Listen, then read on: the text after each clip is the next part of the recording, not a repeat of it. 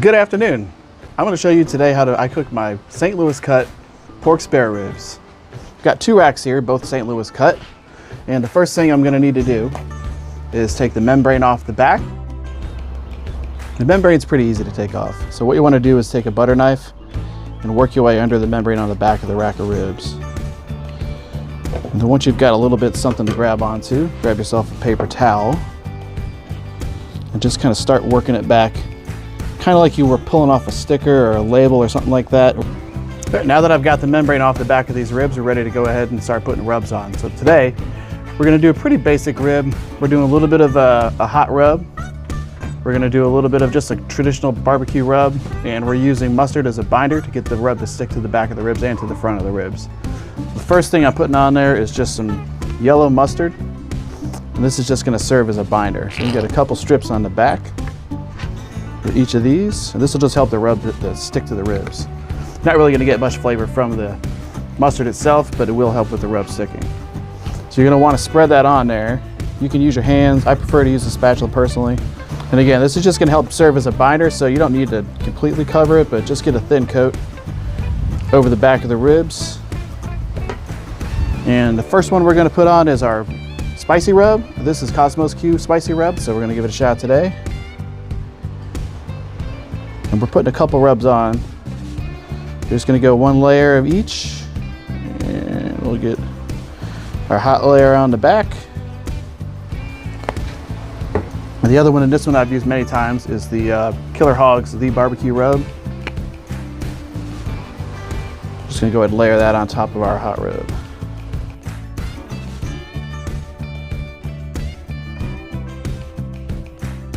Now I'm going to flip these guys over and do the exact same thing to the top of the rib racks.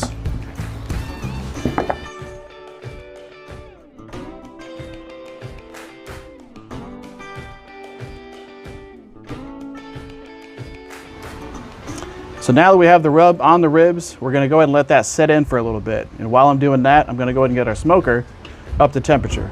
So we're going to run that at about 250 today, and we're going to throw a little bit of hickory on there, a little bit of applewood.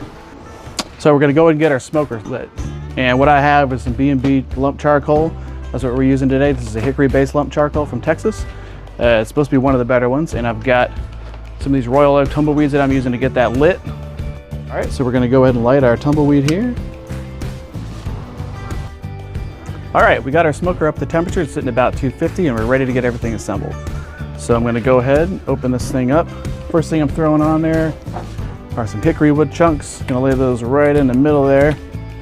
I also like to put apple wood on there as myself. And the next thing I want to get in place is my heat deflector plate, so that we're using indirect heat.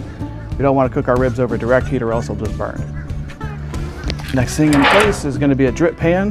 This is going to help me to catch any fat or any juices that drip off of the ribs while we're cooking them. That way they don't flare up the coals.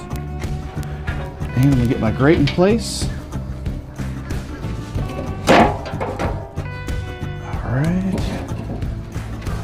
And today I'm also using a stainless steel rack for the ribs. The last couple times I've cooked these, I found I got a pretty good color on the ribs using the rack, so I'm gonna use that again today. All right, now we're ready to put our ribs on. Let's get this thing open back up, and we're gonna put these right on our stainless steel rack.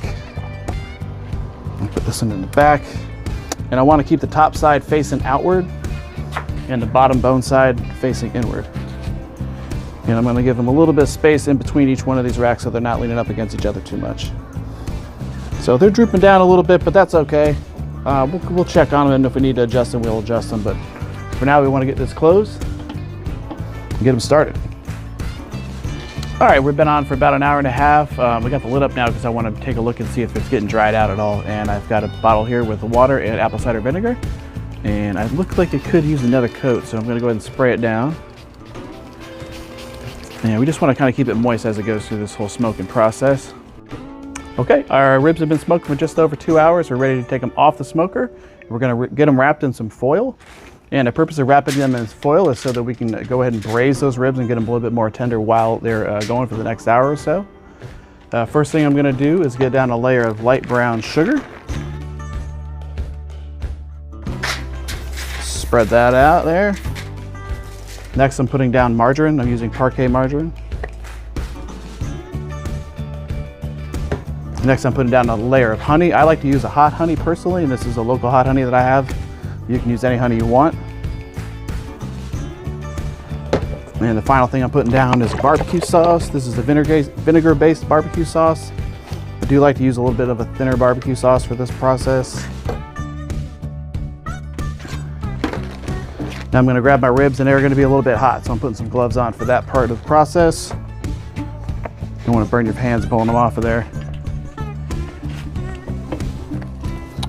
All right, those are looking good. You're going to want to put these top down rather than the bone side down. The meat's on that bottom part or the top part. That way you can braise them a little better. Go ahead and get these wrapped up. You want to wrap them like securely, but not too tight to where the bones are popping through the foil. And then these will be ready to go right back on.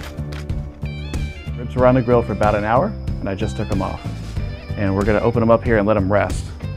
So we're going to let them rest for about 20 minutes. So the ribs are rested about 20 minutes, and we're ready to cut into these. And the easiest way to cut into a rack of ribs like this is just to go ahead and flip it over so you can see where the bones run. That way you know where to cut. So we'll start down here at this end and just start cutting.